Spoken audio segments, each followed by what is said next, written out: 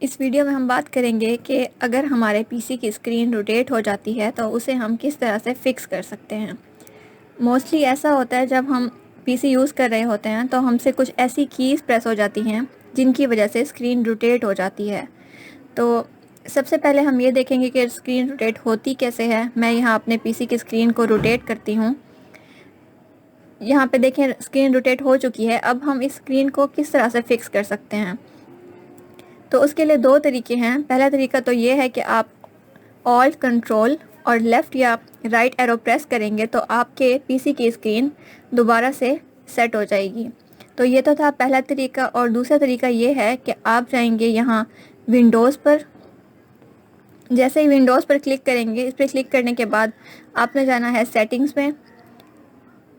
यहाँ पे मैं जाऊँगी सेटिंग्स में और सेटिंग्स पे क्लिक करने के बाद आपके पास सेटिंग्स ओपन हो जाएंगी। मेरे पास यहाँ ओपन हो चुकी हैं। सेटिंग्स ओपन होने के बाद आपने क्लिक करना है सिस्टम पे। जैसे ही सिस्टम पर क्लिक करेंगे तो आपको यहाँ पे कुछ इस तरह से शो होगा। अब अगर आप नीचे देखेंगे तो यहाँ पे एक ऑप्शन होगा डिस्प्ले ओरिएंटेशन।